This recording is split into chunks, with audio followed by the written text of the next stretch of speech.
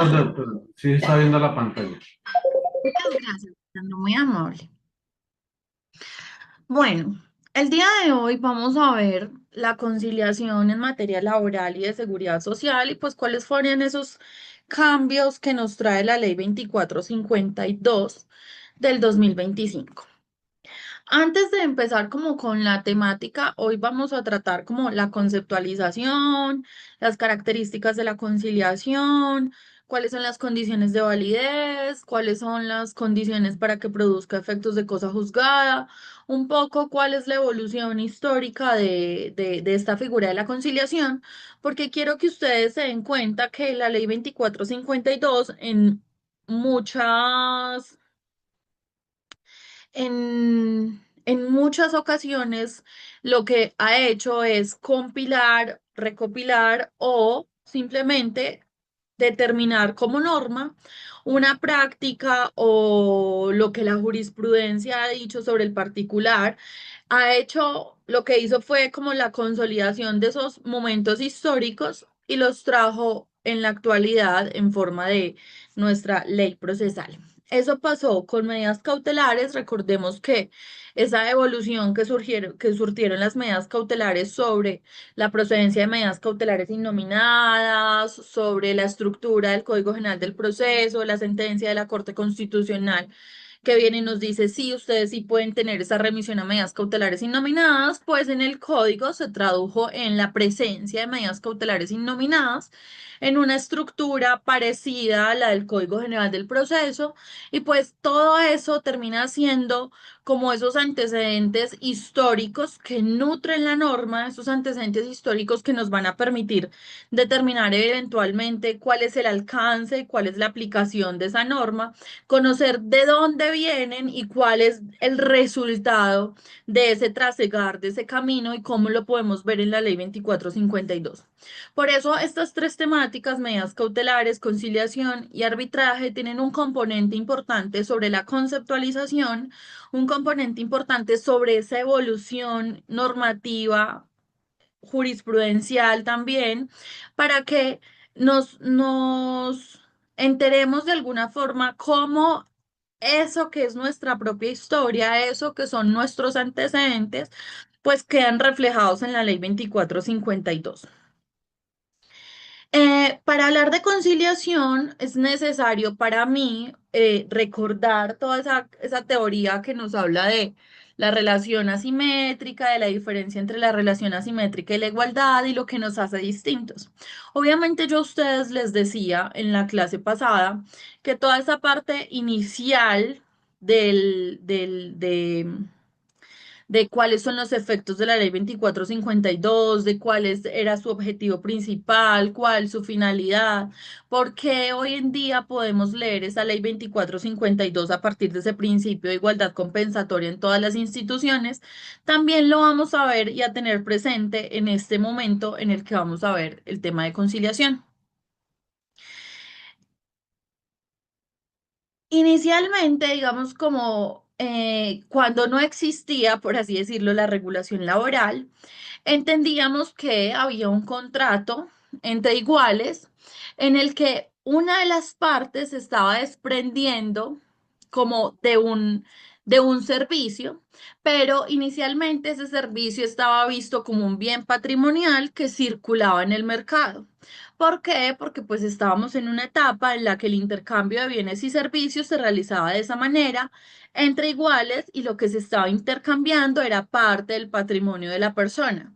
Además, ese intercambio se hacía entre iguales porque estábamos inclusive privilegiando la igualdad formal y estábamos entendiendo en un escenario donde la libertad era nuestro derecho, como por así decir, fundante, estábamos entendiendo que las partes de forma autónoma y libre estaban conviniendo esa prestación de esos servicios, estaban conviniendo la ejecución de esos servicios, pero no nos demoramos mucho en ver que ese contrato, o sea, que esa teoría contractual entre iguales, no resistía la realidad de cómo debía prestarse un servicio como era en el contrato de trabajo.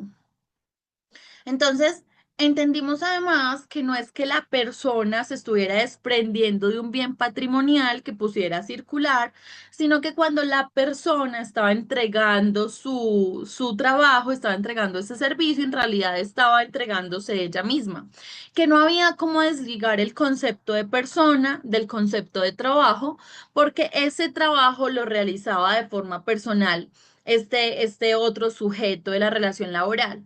Entonces empezamos a interiorizar una idea que para nosotros hoy puede ser de perogrullo, pero inicialmente requerimos de que las instituciones jurídicas adecuaran esos conceptos y entonces empezamos a decir, el trabajo no es una mercancía.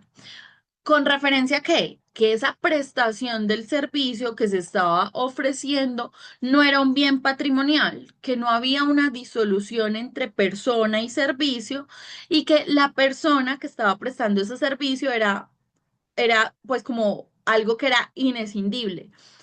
El humano y la prestación personal era algo inescindible a esa condición humana como tal. Entonces dijimos, el trabajo no es una mercancía. Primero, porque no había cómo entender esa dualidad entre persona y trabajo, entre persona y prestación de servicio. Y segundo, porque ese tipo de intercambio o porque ese tipo de acuerdo voluntario que se realizaba era un acuerdo de que tenía unas condiciones distintas. Era un acuerdo en el cual una de las partes debía obediencia a otra, la otra, que es el empresario o empleador, podía modificar unilateralmente las condiciones del contrato, podía imponer circunstancias de tiempo, modo y lugar sin consentimiento y podía limitar todos los derechos de libertad de su contraparte. Además, podía tener una cláusula de ejecución o un objeto contractual amplio porque pedía la prestación del servicio bajo unas condiciones y podía, bajo una orden, una instrucción, una directriz, modificar ese objeto contractual y ponerlo a ser otro objeto contractual. Habían muchas características dentro de ese contrato que nos decían, este contrato no es un contrato igual al que conocemos dentro de la teoría clásica, dentro de la teoría contractualista, y no es un contrato en el que se esté haciendo un intercambio comercial, en el que uno de los sujetos está simplemente poniendo a circular un bien mercantil. Habían muchas condiciones en la materialidad, pero además muchas condiciones que exigían que uno de los extremos además le diera obediencia y que el otro pudiera controlarla, pudiera vigilarla, pudiera cambiar las condiciones contractuales. Había muchas características en este contrato que no se explicaban desde la teoría general de los contratos. Aunque inicialmente se empezó en un contrato de arrendamiento, pues esa teoría se resistía porque la realidad era otra. La realidad es que había un extremo que tenía unas condiciones de privilegio sobre el otro extremo que le permitían controlar, dirigir, disciplinar al otro extremo, pero además eso lo podía hacer es en pro de sus propios intereses empresariales, en pro de sus propios intereses personales. Entonces, no demoramos en ver que en la realidad ese contrato no era un contrato entre personas iguales y que jurídicamente ese contrato no se explicaba desde la teoría general de los contratos, desde la teoría clásica de los contratos.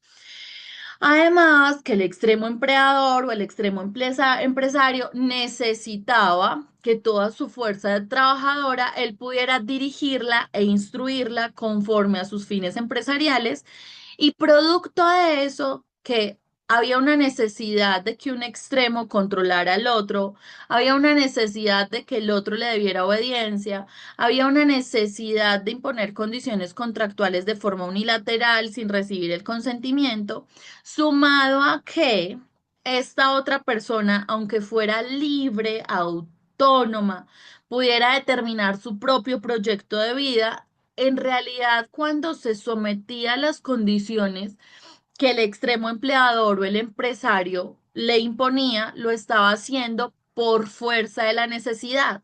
No lo estaba haciendo tampoco porque sí, yo me quiero ir a trabajar allá bajo esas condiciones, sino que, listo, esas son las condiciones que usted me pone para que yo trabaje y yo pueda recibir una contraprestación económica, entonces yo acepto esas condiciones.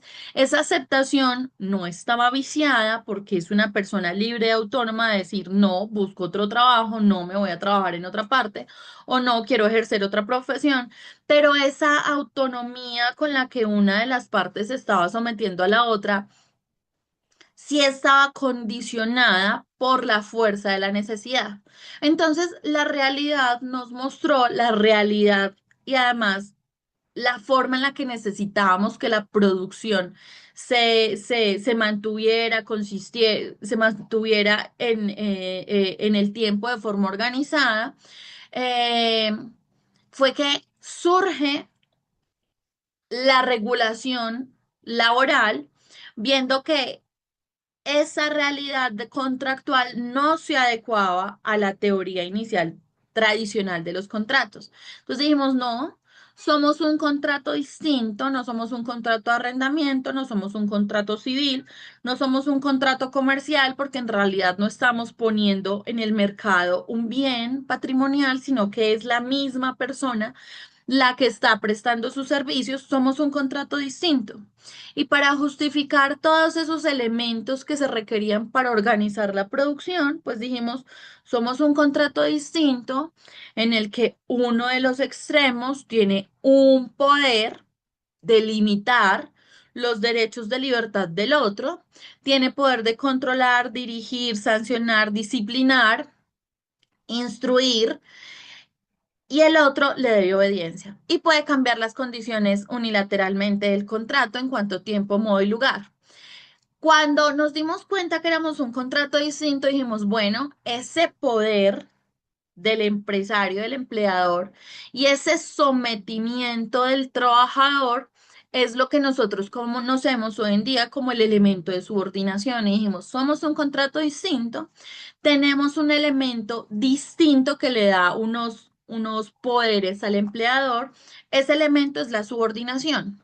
Entonces, tenemos un contrato distinto, pero además tenemos un elemento jurídico que justifica esa diferencia, esa desigualdad, ese deber de obediencia, porque en un contrato normal en el que hay débitos, en el que hay deudas, el acreedor no tiene un poder eh, de someter al otro, de que el otro lo obedezca. Tiene un poder coactivo que es con la prenda general de los acreedores, pero incluso para eso necesita intervención jurisdiccional. En cualquier otro contrato, ese poder no existe, ese poder de obedecimiento, ese poder de sometimiento no existe.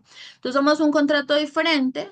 ¿Por qué? Porque jurídicamente justificamos la desigualdad. Es necesaria para que existan en favor del extremo empleador, pues esas condiciones que hacen que su producción sea una producción ordenada, que consiga unos fines, que además, pues dentro de un contexto productivo genere lucro. Entonces necesitábamos ese elemento diferenciador del contrato, el elemento subordinación. ¿Qué es qué? Esa diferencia.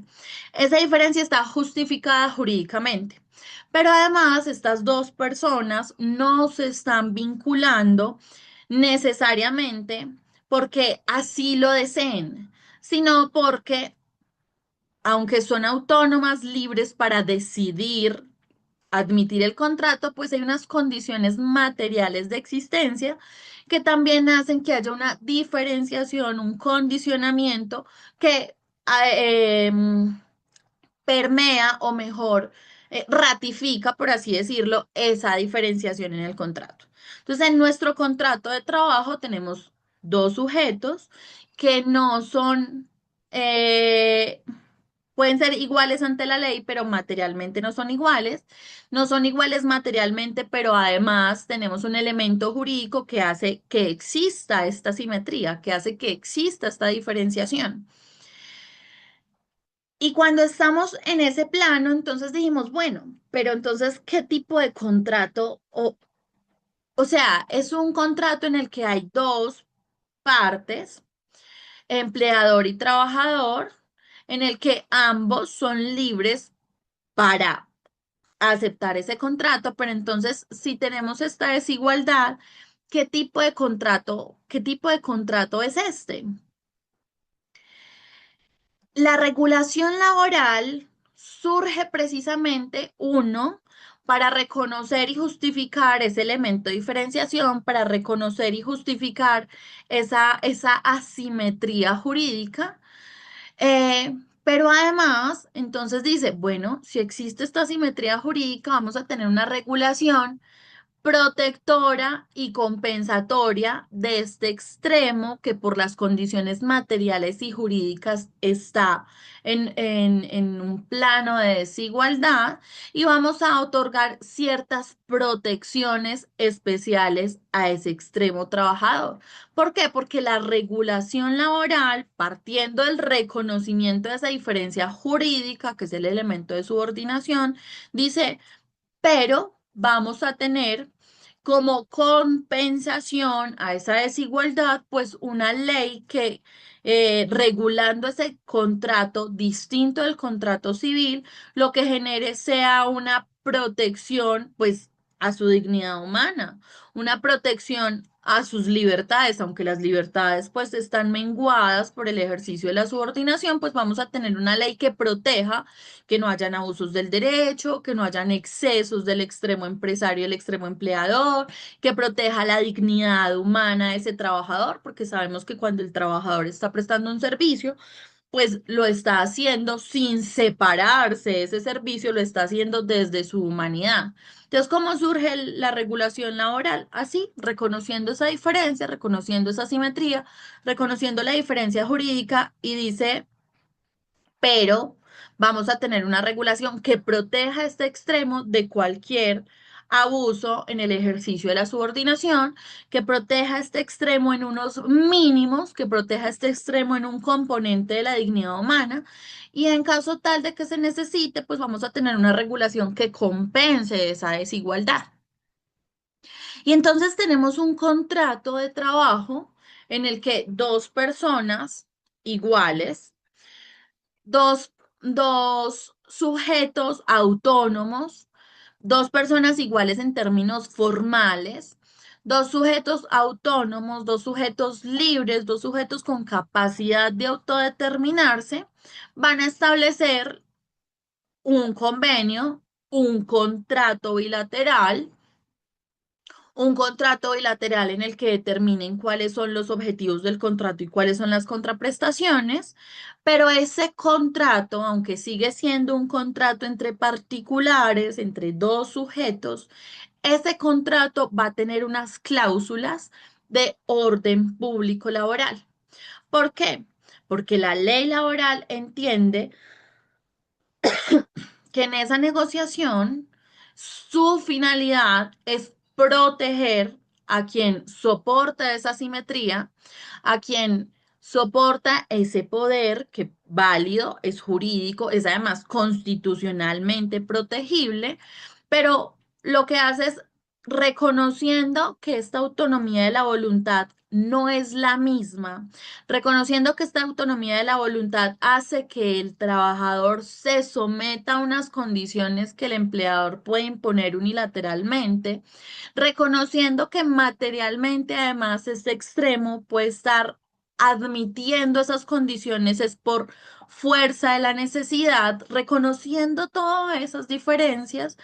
Entonces, la ley lo que dice es vamos a tener un contrato entre particulares, pero ese contrato entre particulares va a tener unas cláusulas de orden público, es decir, unos elementos que no son transables, que no son negociables entre las partes, que se reserva el legislador y dice esto es orden público. Significa que las partes, por más autónomas, por más libres, por más capaces, no pueden negociar sobre lo que la ley considera que son cláusulas que insertas dentro de un contrato entre particulares, son cláusulas de orden público, cláusulas que se reserva el legislador. Entonces veamos que nuestro contrato de trabajo Desde siempre ha sido distinto al contrato civil. De hecho, la teoría contractualista, o mejor, la teoría general de los contratos, no explica las contraprestaciones, las obligaciones, el deber de obediencia que tiene el contrato de trabajo, no explica ese poder que tiene un extremo sobre el otro, y entonces jurídicamente siempre hemos sido distintos, pero materialmente, con mayor razón, hemos sido diferentes porque había unas condiciones materiales y unas condiciones jurídicas que explicaban esta simetría, y lo que hicimos fue entender que tenemos un contrato entre particulares, pero es un contrato que tiene unas cláusulas que el legislador se reserva y dice, esto es orden público. Y si es orden público es indesistible, innegociable, inconciliable, intransigible. Es decir, toda esta teoría que ya nosotros, o sea, sabemos, tenemos súper interiorizada, que es lo que nos hace diferentes, tiene mucha mayor razón de ser, tiene mucho más peso cuando hablamos de la conciliación en materia laboral y de seguridad social, porque en este escenario es donde se ve el verdadero poder de la regulación laboral y de seguridad social, que dice, no, es que hay unos elementos dentro de ese contrato sobre los que yo no le voy a permitir a usted, por más de que usted sea el titular de ese derecho, conciliar, transigir o desistir. Hasta aquí, ¿alguna inquietud, algún comentario?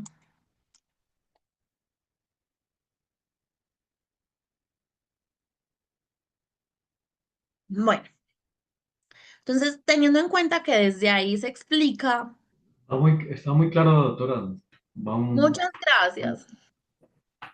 Gracias. A mí me encanta que hablen y que esto pueda ser un poco más un diálogo, porque así es como un monólogo y me siento muy sola. Muchas gracias. Bueno, teniendo en cuenta que toda esa teoría es la que está detrás de la conciliación, entonces ahora sí vamos a ver qué es la conciliación. Todos sabemos que la conciliación es una forma de precaver litigios, una forma de solucionar conflictos en el que las partes son las que determinan la eventual solución, o las partes son las que determinan cuál va a ser esa solución a ese conflicto, determinan cuál va a ser la solución a esa diferencia, pero están ayudadas por un tercero que es el conciliador. La conciliación no puede ser vista como un simple paso, un simple trámite, incluso siendo requisito de procedibilidad en algunas materias y como lo fue en algunas oportunidades en algunos momentos de nuestra historia, ni siquiera en ese escenario puede ser vista la conciliación como como un simple requisito, sino como un momento oportuno para que las partes, que son quien tienen la diferencia, sean ellas mismas, quién mejor que ellas mismas, para determinar cuál es la solución de esas diferencias. La conciliación en materia laboral y de seguridad social, a pesar de que eh, tiene este componente que la hace diferente, el tema del orden público, el tema de los asuntos que son indisponibles por las partes, la conciliación sigue siendo en materia laboral y de seguridad social un acto serio, un acto prevalente, porque de todas formas entendemos que la persona que está conciliando, está solucionando estas diferencias, lo está haciendo también en ejercicio de su capacidad, en ejercicio de su autonomía, en ejercicio de su libertad contractual, y por eso entonces lo primero que hay que tener en cuenta es que la conciliación es un acto jurídico en el que se le da prevalencia a la autonomía de la voluntad. Es un acto jurídico en el que dos partes acuerdan cuál va a ser la solución de sus diferencias, de su conflicto, pero este acto jurídico no es un acto jurídico cualquiera. Este es un acto jurídico solemne que necesita de un tercero imparcial que apruebe el acuerdo. Si ese tercero imparcial no está presente, si ese tercero imparcial no aprueba el acuerdo, si ese tercero imparcial no está ahí como veedor, como verificador, eso no es una conciliación. Eso podría llegar a a desfigurarse en otra figura, como por ejemplo una transacción. En este caso, la conciliación es ese acto jurídico autónomo, libre, espontáneo, voluntario, en el que existe un tercero que media en el arreglo, pero ese tercero para nuestra especialidad es súper importante, porque como lo vamos a ver, ese tercero es el que verifica que los acuerdos sean los que se hayan dado en ese momento, pero también es el que verifica que el acuerdo sea válido. Y ya vamos a ver cuáles son las condiciones de validez de la conciliación. Para nosotros, o bueno, podríamos decir que la conciliación se vuelve un acto complejo en la medida que si lo entendemos como un acto jurídico voluntario, esa conciliación tendrá que cumplir todas las condiciones de validez y eficacia de cualquier contrato. Es decir, tiene que tener un, tiene que tener un consentimiento libre de vicios, o sea, no ser producto del error, la fuerza o el dolo. Tiene que tener un objeto y una causa lícitas, pero además, o sea, siendo ese acto voluntario, tiene que cumplir todos sus requisitos, que son los del 1502 del Código Civil, porque es un contrato. Pero además, nosotros requerimos otras condiciones de validez y otras condiciones más rigurosas de eficacia. ¿Por qué? Porque aquí es donde, les insisto, se ve ese verdadero poder del derecho laboral y de seguridad social. ¿Qué necesita ese acuerdo también? Pues la intervención de un conciliador, que en nuestro caso es un conciliador institucionalmente dispuesto, el inspector del trabajo o el juez. Em, Como les decía, si no está ese conciliador, eso degenera en otro tipo de acuerdo que podría ser una transacción y nosotros le vamos a seguir colgando arandelas a esa conciliación. La conciliación para nosotros es un método prevalente, sí, es un método serio, sí, es algo además que hace tránsito a cosa juzgada, pero tiene muchos condicionamientos y eso es lo que quiero transmitirles a ustedes. Y es que necesita además esa conciliación, una precisión, una concreción sobre los derechos que se están conciliando, sobre las cuantías sobre las que se está conciliando. Necesita una individualización de esas acreencias porque no es válido, y ya les voy a mostrar un ejemplo, no es válido una conciliación que sea general, que sea abstracta, que no determine cuáles son los, los derechos que se están conciliando, los conflictos que se están precaviendo, las diferencias que se están solucionando. ¿Por qué? Porque si ese acuerdo no tiene esa precisión y esa concreción y es una cláusula general y abstracta, ese acuerdo no se le podrá impartir una validez en atención a que no tendremos cómo determinar si nos produce efectos de cosa juzgada o no respecto a los eventuales derechos que el demandante vaya a reclamar ante la jurisdicción.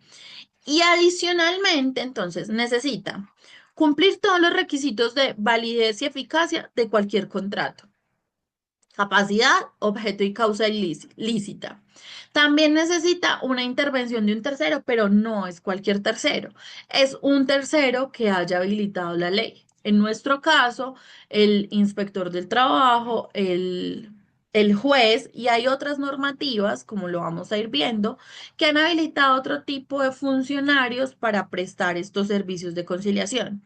Necesita además una concreción absoluta, una concreción quirúrgica de las acreencias o de los eventuales conflictos que se están precaviendo, de las acreencias que se están conciliando y le adicionamos algo para para que pueda ser eficaz, yo les dije, para mí la conciliación es un acto muy complejo porque requiere de todos estos elementos, pero además requiere que se haya cuidado, que se haya garantizado que no estamos conciliando, que no se está disponiendo sobre un derecho que haga parte del orden público laboral. ¿Y ustedes recuerdan lo que yo les decía que es orden público laboral?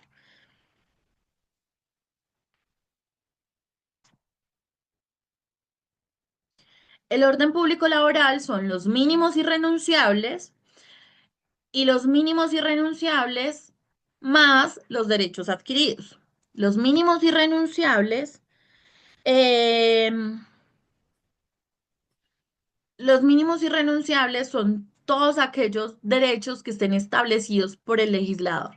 Lo que establezca el legislador es un piso mínimo. Las convenciones, por el contrario, su objetivo es mejorar esos mínimos. En principio, lo que está en el derecho convencional extralegal no sería un mínimo irrenunciable, salvo que sea un derecho adquirido, porque si es un derecho adquirido, también entra en la categoría de orden público laboral. Nosotros tenemos muy interiorizado que mínimos irrenunciables son los legales y nos quedamos ahí y existe esa discusión si entonces yo puedo conciliar o no un derecho extralegal, si lo considero mínimo irrenunciable o no. En ese contexto, la discusión es si ese derecho extralegal, ese derecho que, por ejemplo, el empleador entregó unilateralmente, es un derecho adquirido o no. Si es un derecho adquirido, si es un derecho causado, entra en la categoría de orden público laboral. Lisandro, tú levantaste la mano. Sí, doctora, precisamente con lo que usted acaba de decir, esa era la pregunta, pero es muy poco el espacio entonces que le queda a una conciliación, puesto que esos derechos de orden laboral no son negociables. Entonces, ¿qué se va a llevar a la conciliación? Porque pues, obviamente, digamos, así sea antes de iniciar el proceso, no serían objeto de conciliación porque el trabajador o el empleado no puede renunciar a ellos. Mm. Y el juez pues, tendrá que valorar o evaluar esa conciliación en la medida que se están restringiendo o se estén, digamos, afectando esos derechos mínimos o derechos adquiridos porque no podría avalarlos en una conciliación. Entonces, el espacio de conciliación yo creo que es muy reducido en cuanto a lo que se pueda plantear o negociar. Cierto. El espacio es reducido y más allá que reducido es muy complejo. ¿Por qué? Porque además, ya lo veremos, lo que es indiscutible, lo que es cierto, eh, es lo que en realidad desde los hechos se vea como dudoso, como difuso. Ya lo vamos a precisar un poco mejor. Como tú lo dices, pues hay una sensación de que, pues entonces, ¿qué vamos a conciliar? Pues no puedes conciliar nada que sea mínimo, por ejemplo, no puedes conciliar salarios, no puedes conciliar cesantías, no puedes conciliar primas, no puedes conciliar una compensación de vacaciones. Todos esos derechos que están consagrados en la ley, eso no se puede conciliar en sus mínimos. Todos esos derechos que estén en la convención y que hayan sido causados tampoco se pueden conciliar. Entonces nos queda la pregunta y tú apuntas, pero entonces, ¿qué vamos a poder conciliar? Entonces, aquí es donde uno respondería, vamos a poder conciliar lo que sea incierto y discutible. Es Ajá. decir, tenemos un mínimo, que es el salario. Parte de ese salario son las comisiones. Un ejemplo. Sí. Pero el escenario fáctico nos plantea duda entre si esas comisiones están causadas o no. En ese escenario podría conciliarse, es decir, si es de lo fáctico, si es de los hechos, es posible determinar que hay duda, que es ambiguo, que no hay derecho, que no existe el derecho. Entonces, como lo apuntaste, el escenario puede verse reducido. El escenario además es complejo porque no es solamente lo de lo mínimo lo que está en la ley, sino además lo causado que no esté en la ley. Eso también es orden público. Pero nos quedamos entonces, ¿qué puedo conciliar? Lo que sea incierto y discutible. Y eso, y esa certeza o discutibilidad, o lo discutible, no me lo da simplemente el conflicto. Porque yo puedo decir, yo me gané unas comisiones y el otro decir, no, eso no es cierto. Eso no lo hace discutible. Que el otro diga, no, no es cierto, o que el otro se oponga, no, eso no era comisión, o no, eso no era salario. Eso no lo hace discutible. Lo que lo hace discutible son los fundamentos de hecho, respecto de los cuales yo los veo objetivamente, los veo desde lejos y digo, eso objetivamente no era discutible, eso sí estaba causado. Ya vamos a ver con un ejemplo que se entiende un poco mejor. Eh, Lisandro, Gracias, doctora. Igualmente quería como de pronto pensar que se pudieran discutir el monto de los perjuicios, ¿no? O algunas indemnizaciones. las eh, indemnizaciones moratorias, pues, o sea, eso. uno se sale como fácil pensando en el artículo 65. ¿Pero Ajá. por qué? Porque yo disiento, pero bueno, ya les voy a decir, porque el artículo 65, ¿qué depende? No depende exclusivamente de que a la terminación del contrato de trabajo a usted no le hayan pagado todo lo que le deben. Depende de que esa omisión en el pago sea de mala fe. Y en ese escenario, pues si uno lo ve objetivamente, puede que de entrada, al rompe, diga, no, es que no es posible decir que sí era o no era de mala fe. Entonces, las indemnizaciones son un típico ejemplo, indemnización perjuicios, indemnización artículo 65, son un típico ejemplo que uno dice, eso es conciliable porque eso no es indiscutible. Eso es, por el contrario, discutible y no lo estoy haciendo pender solamente de que la demandada me diga, no, no es cierto que yo no le debía, no, no es cierto que yo creía que no le debía, sino que hay otros factores, digamos, dentro de los elementos fácticos que alguien tendría que ver objetivamente y decir, no, es que indiscutiblemente fue de mala fe, ¿sí? Edier, Sí, profe. Bueno, tocabas también ese artículo 65 y el típico ejemplo de las indemnizaciones como derechos inciertos y discutibles, y también esa precisión de que no por el solo hecho de ponerlo en conflicto, en litigio, significa que sea incierto y discutible. Sobre Ujú. todo, profe, si tienes por allí las recientes sentencias donde se dan conciliaciones y llega a Corte Suprema Sala Laboral y las declara nula o eficaces, si las tienes y las puedes compartir para tener el criterio actualizado, porque esas yo las he visto, pero no las he vuelto a encontrar. Entonces, como que si no las puedes compartir. Y también, Ya ya les que voy a toca... poner ejemplos ahí en las diapositivas están citadas todas las jurisprudencias, pero yo se las voy a compartir, obviamente. Ya de hecho Ajá. estaba hablando con el ICDP, yo para pedir el correo para remitirles también las jurisprudencias que también analizamos en la sesión pasada sobre medidas cautelares, sobre el concepto, los salvamentos de voto, las tutelas, esos también se los voy a enviar. Sí, profe. Y también, ya que tocaste el 65, lo de la caducidad. No lo Ese, vi, voy a ser muy sincera, no me dio el tiempo, de hecho hoy casi ni llego a clase, entonces no lo vi, Edier, pero lo voy a dar la miradita, no te preocupes. dale, profe. Entonces, en la pretensión de un contrato realidad, no es discutible el reconocimiento de los derechos mínimos e irrenunciables. Depende. Es decir, nosotros, y aquí vamos, otra vez, aquí es la discusión, esa es la discusión. No se pueden conciliar orden público laboral. ¿Qué es orden público laboral? Los mínimos irrenunciables y lo que no sea mínimo, es decir, lo que esté extralimitando el mínimo, pero que se haya causado. ¿Que nos deja un margen de acción corto? Sí, pero ¿cuál es la discusión? Es si ese conflicto, si ese derecho es cierto e indiscutible. O por oposición, si es incierto y discutible, ¿sí?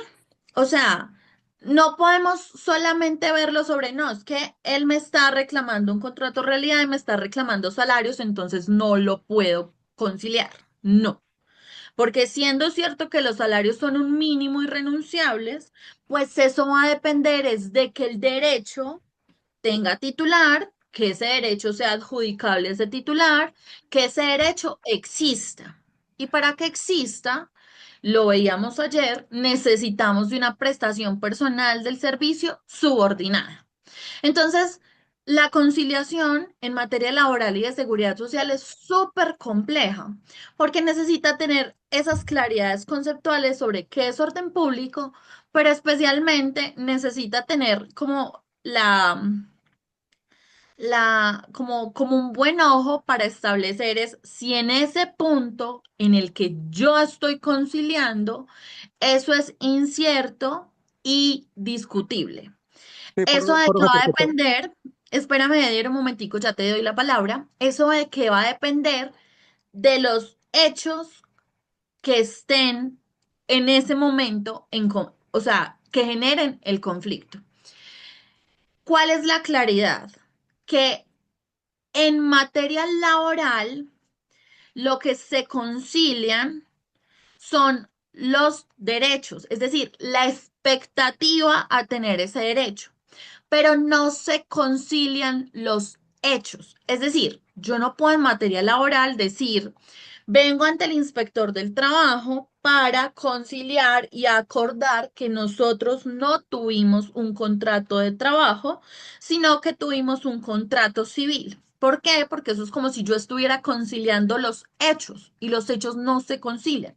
Lo que vamos a conciliar es la expectativa de que estando regulado eso por un contrato distinto, pues yo no tenga derecho a los salarios y a las prestaciones.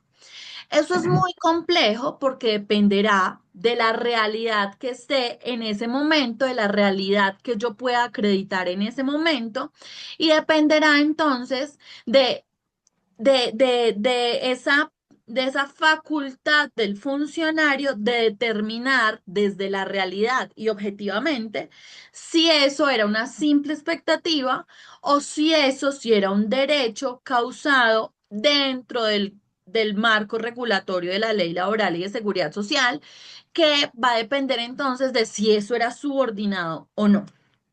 Alejandro.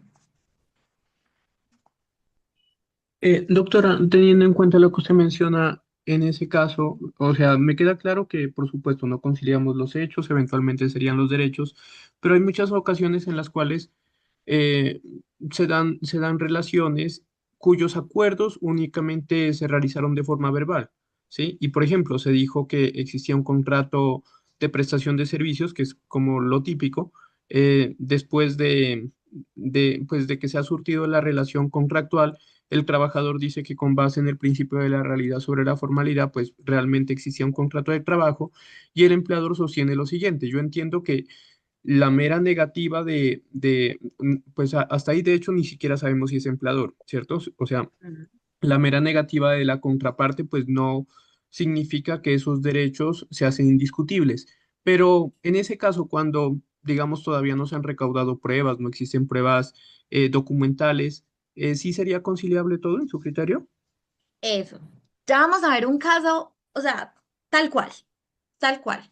Porque eso nos enfrenta procesalmente a una inquietud adicional, como que, bueno, entonces para desconocer una conciliación basta que el otro diga que es una prestación personal de servicio porque se presume subordinada. ¿Y cómo hacemos para verificar si para ese momento de la conciliación, pues esto en realidad era incierto y discutible? O sea, en eso es lo que tenemos que, digamos, como que afilar nuestros criterios, nuestro criterio jurídico para determinar si eso es conciliable o no.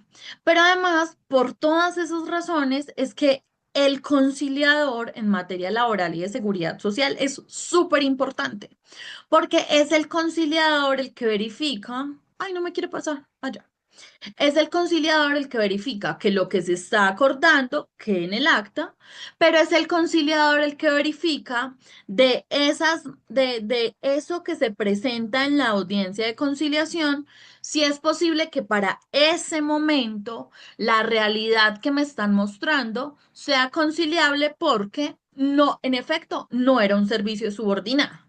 Ya les voy a poner el ejemplo que se pone un poquito más claro, pero les insisto, esto no es sencillo, esto es un ejercicio muy complejo. Y de hecho, cuando veamos arbitraje, vamos a ver que ese ha sido nuestra dificultad para poder tener arbitraje, porque anteriormente las leyes sobre arbitraje, incluso hoy en día la 1563, nos dice que no se, o sea, que no se puede arbitrar sobre esos elementos que no se puedan disponer. Entonces, si en materia laboral y de seguridad social tenemos unas cláusulas indisponibles, pero además tenemos un enredo con la realidad de las cosas que nos determina si esos derechos sí son exigibles o no, pues la conciliación y el arbitraje como métodos alternativos para solucionar conflictos se nos empieza a poner un poquito complejo, pero vamos a ver que eh, eh, la realidad es aplastante. Hay algunos casos en los que la realidad es aplastante y por ende, para adelantarte, Alejandro, cuando en esos casos esa realidad es tan evidente, pues en esos casos uno simplemente como inspector o como juez no concilia. Desde mi experiencia personal como juez, inclusive, cuando las partes llegaban a la conciliación, pues había momentos en los que uno se confrontaba mucho porque uno decía, bueno, pues tenemos la alegación de un contrato realidad, tenemos la negativa del contrato realidad y tenemos unas pruebas muy incipientes. O sea, todavía no podemos, en ese momento, todavía no podemos determinar si esto era pues si esto era autónomo e independiente o si me voy con la presunción de subordinación. Con mayor, o sea, como con mayor temor se acercaba uno, sí habían derechos pensionales en juego. Por ejemplo, el tema de un cálculo actuarial. Entonces, por ejemplo, en muchas ocasiones uno veía que el derecho sí estaba en discusión, pero intentaba dejar conciliado el tema del cálculo actuarial porque había un derecho pensional de por medio, que es un derecho fundamental. Es decir, en ese escenario de la conciliación, para nosotros como funcionarios en la oral y de seguridad social, es un ejercicio pues de riesgo, porque como veremos también la conciliación se puede someter a discusión y plantear unos casos de ineficacia, pero además en esos escenarios tan incipientes donde la relación no tenemos pruebas, tú bien lo apuntas, no tenemos pruebas como para determinar si existe subordinación o no, pues se pone un poquito peligroso conciliar sobre ese tipo de derechos y peligroso entre comillas porque finalmente si se termina conciliando un derecho cierto e indiscutible estará la acción de nulidad del acta de conciliación. Es para los casos en los que la realidad es aplastante, o sea, la realidad, como nos narran los hechos, inclusive nos da cuenta que ese derecho sí existe y que es cierto y indiscutible, porque nosotros vuelve y juega lo que decíamos en la clase pasada. Para nosotros el principio de primacía de la realidad es una máxima, es un criterio por el que todo lo debemos seguir, entonces es cuando esa realidad resulta evidente o contraevidente que podemos definir si se concilia o no se concilia. Para los litigantes, para los asesores, para los consultores en esos escenarios, entonces, ¿qué necesitan? Poder ver ex ante de un proceso si con lo que hay ese derecho existe o no existe, porque la sola discusión no basta y el punto está en determinar es si el derecho existe, si el derecho está causado, si el derecho es mínimo e irrenunciable y si el derecho es cierto e indiscutible, eso es un asunto que lo va dando un poco la práctica, pero yo diría que si seguimos la línea jurisprudencial nos guía mucho sobre qué momentos, cuáles sí son derechos conciliables, y allí pasamos de ese escenario como restringido a un escenario un poco más amplio, un poco más tranquilo, examinando caso a caso. Edir, Sí, profe, voy sino a que levantar la mano, ahorita, ¿cierto? sí, ¿Sí me escuchas? Sí. Sino que ahorita introducías conceptos como el orden público, como derechos adquiridos y bueno, todos los derechos laborales son de orden público, están en la ley de orden público, que es la ley del Código Sustantivo del Trabajo. Las leyes laborales son de orden público, pero Mm. eso no significa que sobre algunos de ellos pueda haber un objeto de conciliación. Ahora, los derechos adquiridos, mencionabas esa palabra, derechos adquiridos. Los derechos adquiridos son, no son objeto de conciliación o son objeto de conciliación. No. ¿Qué es orden público? Todo lo que esté en la ley, porque es mínimo y renunciable. Todo lo que nos diga la ley es mínimo y renunciable. Entonces tenemos una categoría que es No orden público. no todo lo que está en la ley sino que es esa afirmación la que haces. Todo lo que está en la ley laboral es de orden público, pero no todo lo de orden público es cierto e indiscutible. Ujú, Yo creo que zanjando eso podemos precisar el concepto. Por ejemplo, la indemnización moratoria está en el artículo 65 del Código Sustantivo del Trabajo. Esa ujú, ley es de orden público. ¿Por qué? Porque debe ser, es obligatoria para las partes, no se puede modificar, pero los derechos que nacen de esa ley de orden público son objeto de conciliación, porque es una indemnización donde hay una incertidumbre si se ujú, realiza de buena o mala fe. ujú, Ahora, con los derechos adquiridos, ujú, en el contrato realidad, las sentencias de la Corte Suprema de Justicia son sentencias declarativas.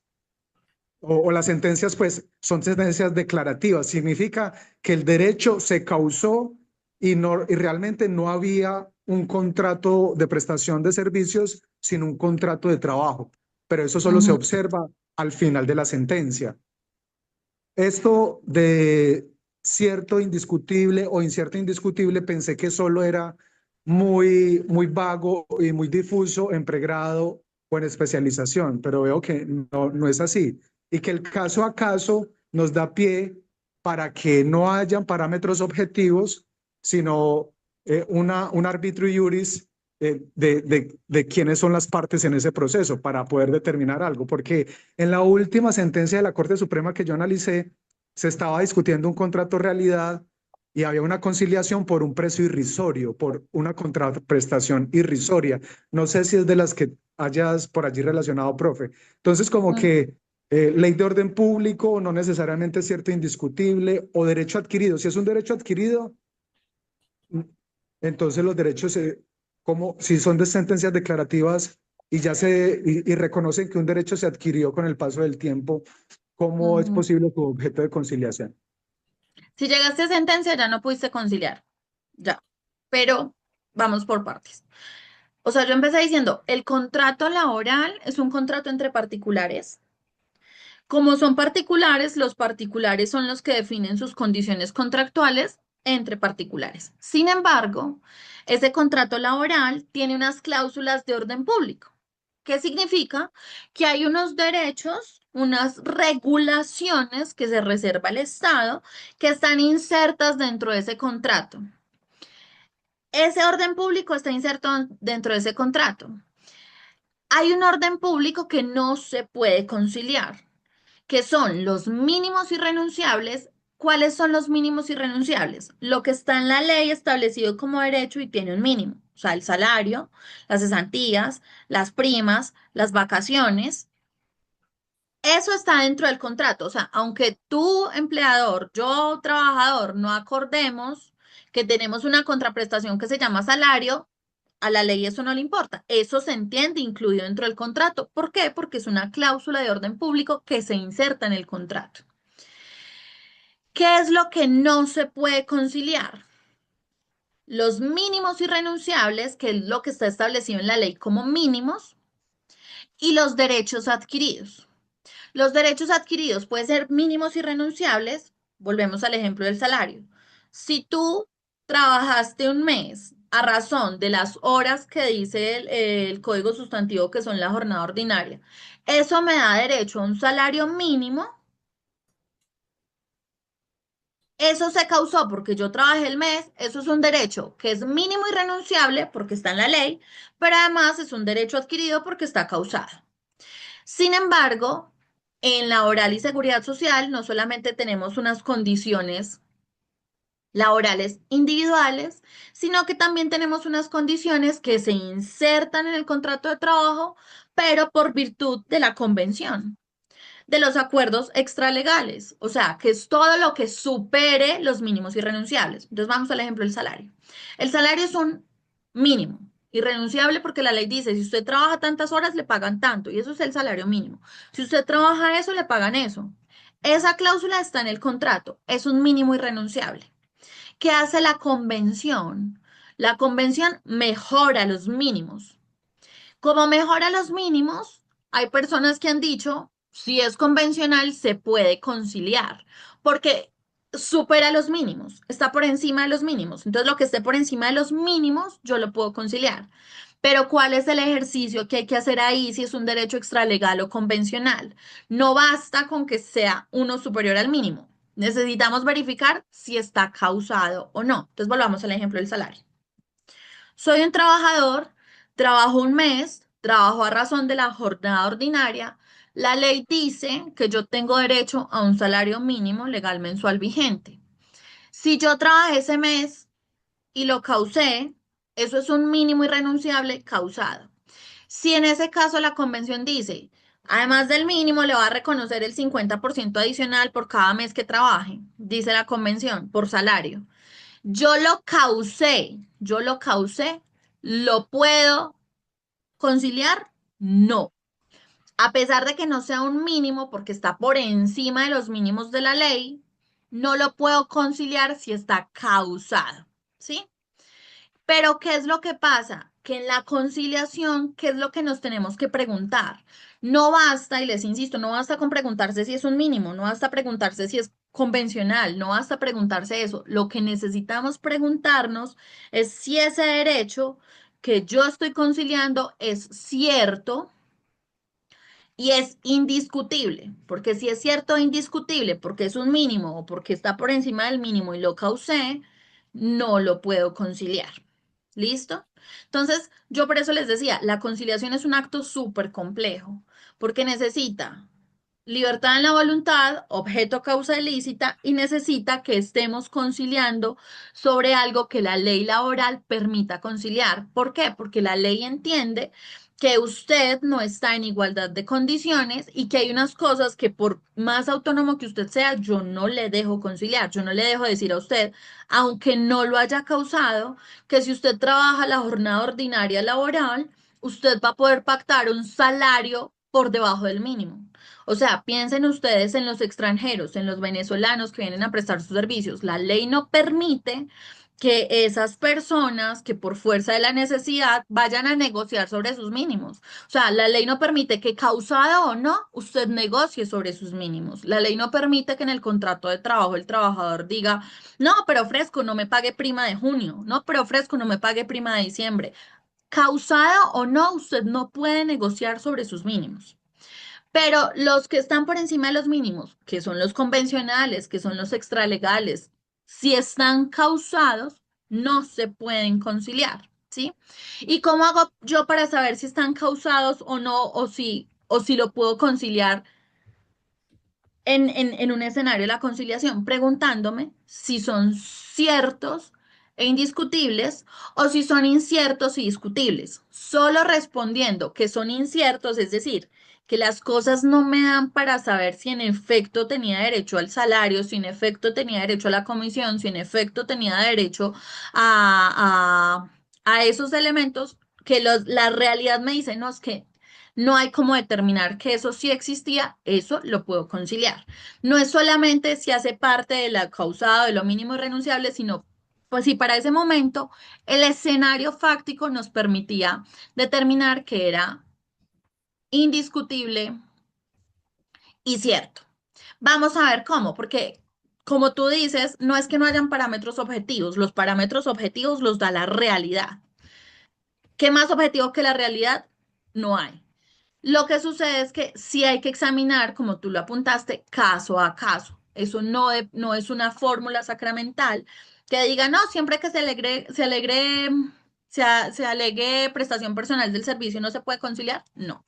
Entonces, lo que les decía es, el acto de la conciliación para nosotros es un acto súper complejo porque tenemos que examinar muchos elementos, pero además hay cosas que no se pueden conciliar como los hechos y en todo caso tenemos un tercero que es un funcionario que tiene que dar el aval a esa conciliación porque es un acto jurídico solemne, tiene que dar el aval a esa conciliación y es súper importante el tercero porque ese tercero es el veedor, es el garante de que lo que yo estoy conciliando si sea incierto y si sea discutible. Entonces, miremos esto. Esa complejidad, ese universo de todos, de esa cantidad de elementos que nosotros tenemos que tener en cuenta para avalar una conciliación, ha permitido que la jurisprudencia diga, no, un momentico, pero es que las conciliaciones, pues es un acto jurídico que se puede discutir ante la jurisdicción, se puede discutir por elementos de validez como son que faltó el consentimiento, que es objeto y causa ilícita, que hubo error, fuerza o dolo, o sea, que el consentimiento está viciado. Entonces, recordemos, es un acto jurídico contractual que necesita todas las condiciones de validez. Entonces, yo lo puedo discutir en la jurisdicción y pedir su nulidad, o lo puedo discutir ante la jurisdicción y pedir su ineficacia. Y recordemos que son sanciones jurídicas diferentes. La nulidad es la que ataca los requisitos y las condiciones de validez y la ineficacia es la que ataca todo aquello que vaya contra el orden público. Y aquí es donde viene a empezar a tomar sentido todo este tema del orden público laboral. Porque si yo estoy conciliando un asunto que es de orden público laboral, que sea cierto e indiscutible, pues estoy haciendo una conciliación ineficaz, porque sobre eso no se admite la voluntad del trabajador. La ley presume no que esa voluntad está viciada, sino que esa voluntad está condicionada por la diferencia y por la simetría. Cuando la Corte Suprema ha dicho esa conciliación es ineficaz, cuando hay cláusulas genéricas en la conciliación, cuando se utiliza la conciliación para fines que no está dispuesta. Y aquí es donde viene el caso que tú lo decías, Edier, el tema del precio irrisorio, por ejemplo, es este de la sentencia SL 1413 del 2022. En esa sentencia, además, miren la conciliación. ¿Alguien me ayuda a leer, porfa, eh, esta conciliación que tienen acá? Es que yo les estoy mostrando mi pantalla, pero la pantalla que yo veo es súper chiquita. Yo les estoy mostrando la otra pantalla.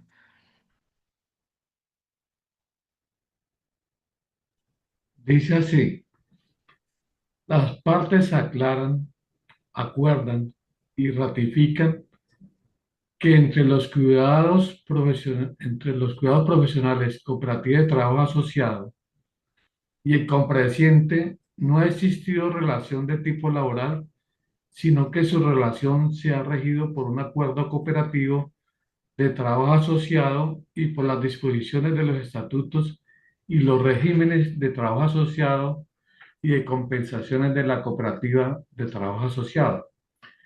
Las partes aclaran, acuerdan y ratifican que entre el compareciente y corporación hospitalaria Juan, Se cortó, ya. Juan Ciudad no ha existido laboral. Conciliar por la suma de 50 millones, No, de 50.000. perdón, 50.000, sí, perdón, conciliar por la suma de 50.000 todos los reclamos, derechos inciertos y discutibles y todo tipo de eventuales indemnizaciones, así como cualquier eventual litigio que se llegara a presentar entre las partes e imputable a cualquier derecho que se llegara a causar y que a la fecha no se haya previsto. Puntos suspensivos y dice, en virtud del acuerdo celebrado y de los pagos efectuados, él o la complaciente en la presente diligencia manifiesta abre comillas, declaro enteramente a paz y salvo a la Corporación Hospitalaria Juan Ciudad por todo concepto de carácter económico compensatorio, ordinario o extraordinario o indemnizatorio y en especial por los servicios prestados a la Corporación Hospitalaria Juan Ciudad en su calidad de trabajador asociado de la Cuidados Profesionales Cooperativa de Trabajo Asociado. Gracias. Alejandro, bueno, esta conciliación es todo lo que está mal en la vida. Pero, Alejandro, dime una de las razones por las que tú dices esa conciliación está mal. Pues doctora, realmente ahí recuerdo que porque he tenido la oportunidad de leer esa sentencia. Una, pues es el precio irrisorio, ¿cierto? Sí. Otro tema que resaltan ahí es que no son congruentes, porque en la parte superior dice que no ha existido ningún tipo de relación laboral, ¿sí? Pero en la parte resolutiva dicen que en todo caso, pues que concilian cualquier tipo de derecho. También recuerdo que en esa decisión indican que hay ineficacia de esa decisión porque no se señalan explícitamente, pues, cuáles son los derechos que se están tratando de conciliar. Ah, bueno, en cuanto al precio irrisorio, recuerdo que esa sentencia dice, eh, creo que es una relación de más de 4 años, entonces dice la Corte Ujú. Suprema, pues, ¿cómo así que usted le va a cancelar 50.000 pesos por una relación que eventualmente, pues, ha tenido, pues, van más de 4 años, digamos, de derechos laborales? Entonces habla, pues, de ese precio irrisorio, que es justamente el tema, creo que el compañero Edier estaba tocando. Ujú. Además, es decir, esa conciliación, les insisto, tiene todo lo malo. Es cierto, pues el precio irrisorio fue un indicio de estamos utilizando la conciliación para algo que no está dispuesta. La conciliación está para precaver litigios y si bien es cierto, en la conciliación una de las partes se pliega a las pretensiones de la otra y hay concesiones mutuas, pues también lo es que es Ay, para Doc, solucionar el conflicto. Es decir, aquí lo estamos haciendo como, hey, para que terminemos esto y le voy a dar 50.000 pesos. O sea, Doc, eso lo que demostraba era que estaban utilizando la conciliación con un fin que no tiene la conciliación, que era Doc, simplemente como dejar eso zanjado. sí, Doc, y también quería hacer referencia a algo. Olvidé, pues creo que una de las cosas más importantes que dice ahí la Corte Suprema, que no basta simplemente con que el empleador niegue la existencia de la relación laboral, ¿cierto? Que no simplemente basta con oponerse y decir no hay relación laboral, sino que pues obviamente depende de las pruebas que están arrimadas en el momento de la conciliación para determinar si realmente eso no es posible la conciliación, pues para determinar si los derechos son ciertos y si son indiscutibles. En este caso, además, miren ustedes que la conciliación era entre el trabajador y la cooperativa de trabajo asociado, ¿sí? Pero miren que en la parte final, ¿a quién se declara paz y salvo? Al hospital, a la corporación hospitalaria Juan Ciudad. ¿Con quién era la conciliación? Con la cooperativa. ¿A quién estaban declarando que se encontraba paz y salvo? Era el hospital. Entonces, además, o sea, esa conciliación tenía muchos indicios de fraude. Primero, el precio irrisorio. Dos, que era una conciliación con una cooperativa de trabajo, pero a quien estaban declarando y paz y salvo era el hospital. Y precisamente lo que se estaba discutiendo era una tercerización irregular para la prestación del servicio del trabajador para el hospital. Y la misma conciliación muestra que ahí había pues como una relación triangular porque estaban pretendiendo buscando que a través de un acto, digamos, abrupto, porque estaban conciliando por 50.000 pesos, se dejara paz y salvo a un hospital.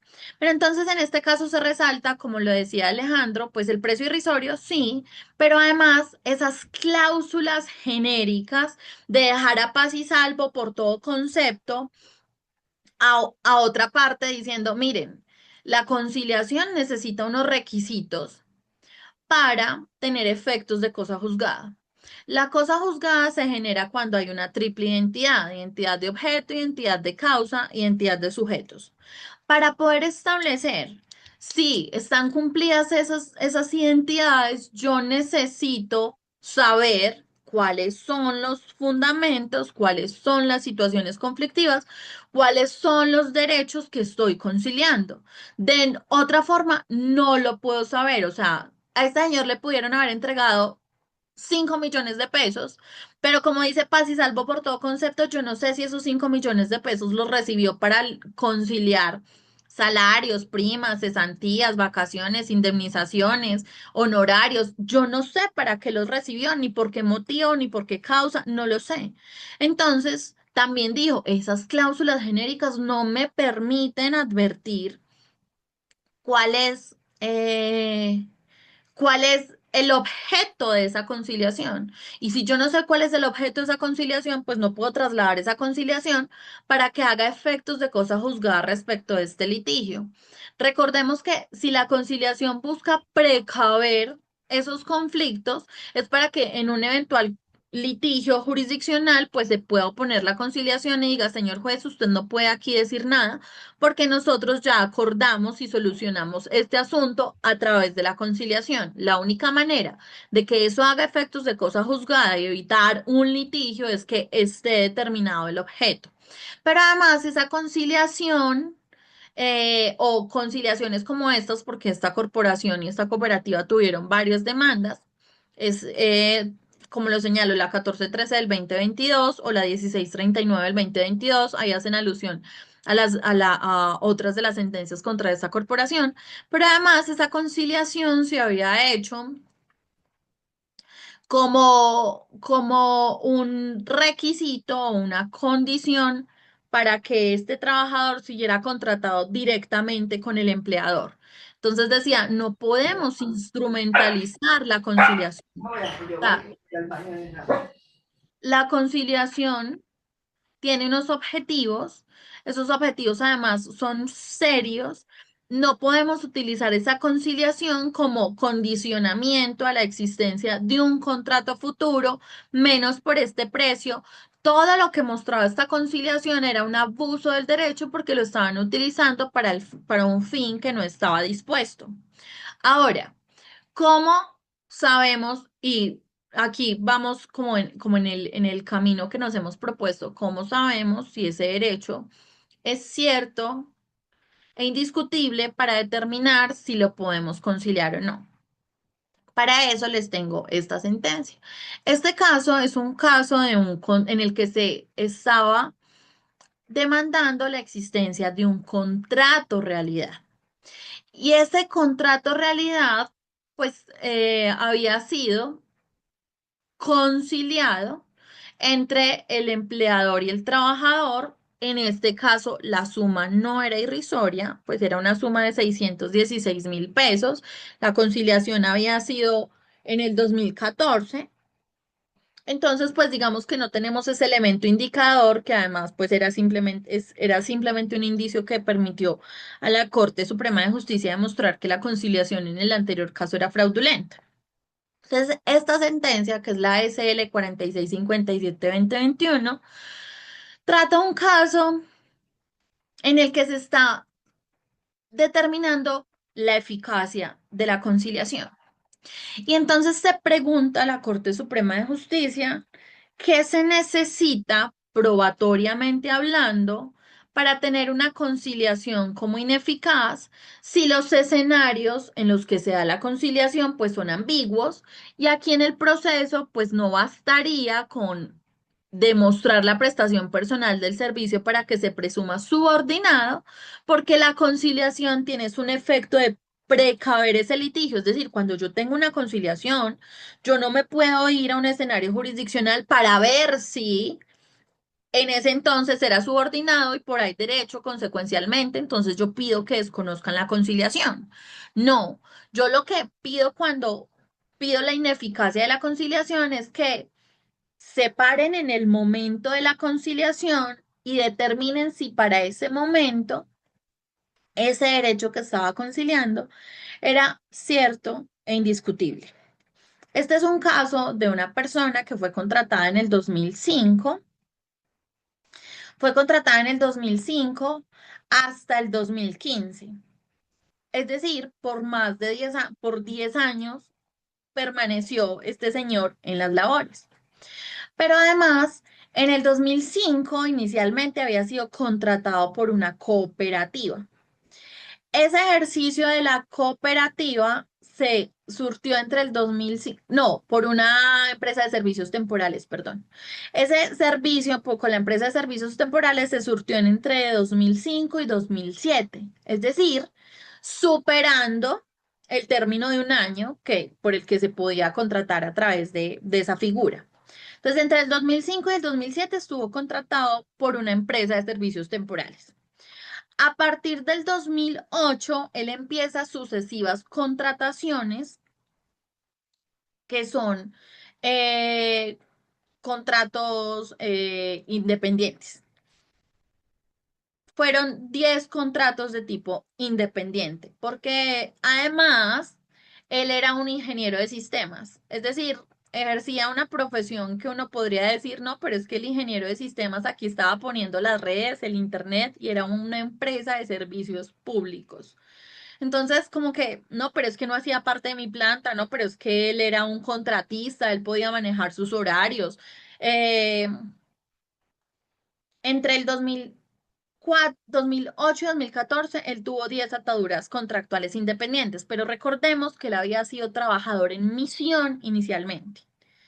Después del 2014 hasta el 2015, a él le hacen un contrato de trabajo, pero para hacerle ese contrato de trabajo, él firma una conciliación. Entonces, en la conciliación, él dice que pues que las ataduras fueron independientes y que para zanjar cualquier diferencia, pues él zanja sus derechos en 616.000 pesos. Cuando viene y demanda, la empresa obviamente opone la excepción de cosa juzgada y dice que esas contrataciones entre el 2005 y el 2014 tenían una conciliación y que ese asunto ya estaba juzgado. ¿Qué es lo que dice la Corte? Mire, una conciliación es un acto serio. Una conciliación es un acto que está avalado por un tercero y no es cualquier tercero, es un funcionario institucional que avala y garantiza que lo que se esté conciliando sea incierto y discutible. Es decir, no estoy ante cualquier acto como para yo decir, no, pues la prestación personal del servicio se presume subordinada. No. Estoy ante un acto formal, ante un acto solemne, que el primer ejercicio que yo debo hacer no es desconocer la conciliación.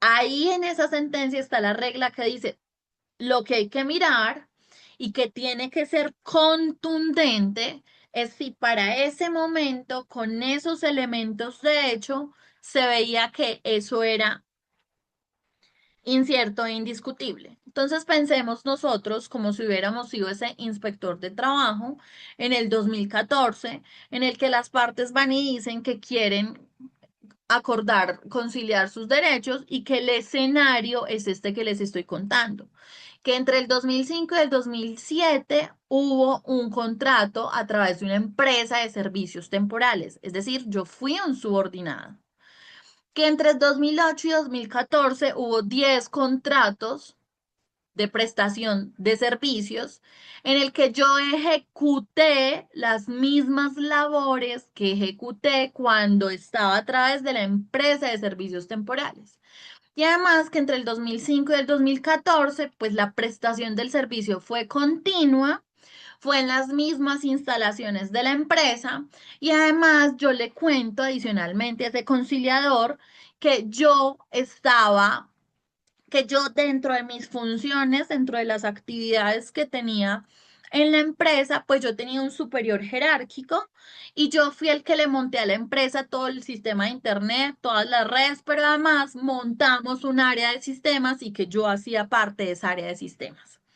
En ese escenario, parados en el 2014, es decir, no para el momento en el que me demandan la ineficacia, sino en el 2014, es decir, antes aún de que existiera un contrato de trabajo formal, porque recuerden que él firma la conciliación y se le contrata bajo un contrato de trabajo. ¿Ustedes como inspectores de trabajo avalarían esa conciliación? Edier, Sí, profe, ¿qué me quieres decir? tú en ese escenario, siendo el inspector de trabajo, te dicen eso, mire, este señor del 2005 al 2007 trabajó mediante una empresa de servicios temporales, es decir, que era subordinado. Entre el 2008 y el 2014 trabajó mediante contratos de trabajo de prestación de servicios, realizando las mismas actividades. Y este señor dentro de la empresa tenía unas funciones y pertenecía un área de la empresa, y este señor inclusive montó el área de sistemas de la empresa. En ese contexto, tú, inspector del trabajo, dices, aquí estamos conciliando un derecho incierto y discutible. Yo creo que no es incierto y discutible. Como inspector, no avalaría el acuerdo que lleguen las partes, por cuanto el trabajo subordinado inició por medio de intermediación Irregular, además.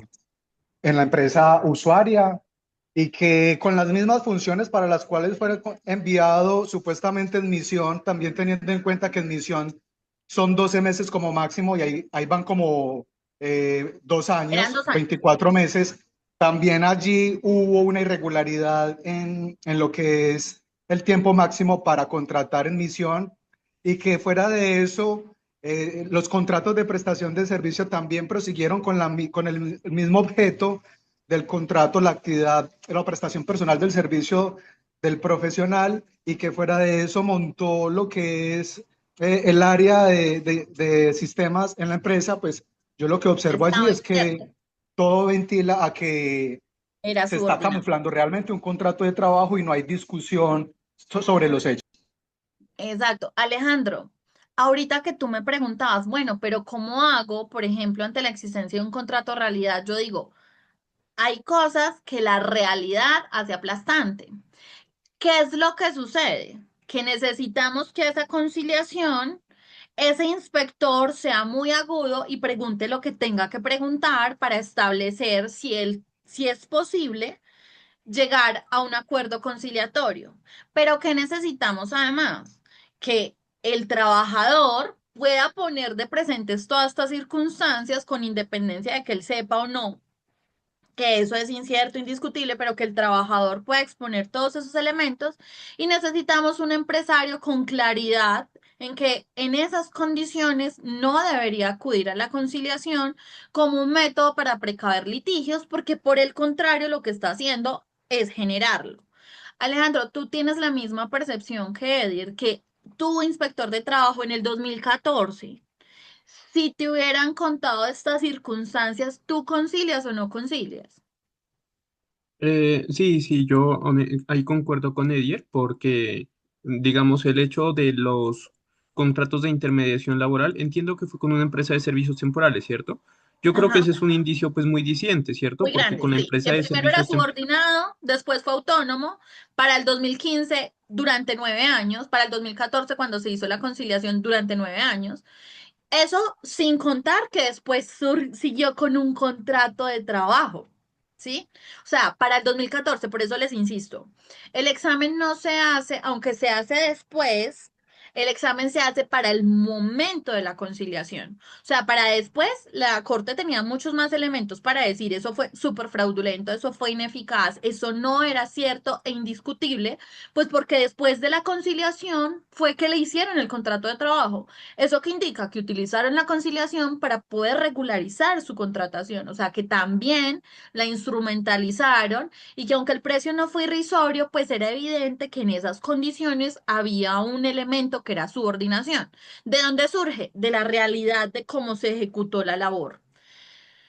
Que que no tenemos pruebas en ese momento, pero yo, inspector del trabajo, que me sé toda esta teoría, que sé que soy el garante de los mínimos irrenunciables, que sé que no puedo dejar conciliar, pues yo le preguntaría a las partes cuál fue la realidad, cómo ejecutó el servicio. O sea, yo no bastaría con que, ay, sí, eh, tengo 10 contratos de prestación de servicios. No, este conciliador en materia laboral tiene que ser un conciliador, pues, súper capacitado, pero súper, eh, como como tener en cuenta que él no solamente media el acuerdo, sino que él es el veedor de que ese garante, ese orden público que está dentro de ese contrato no vaya a conciliarse.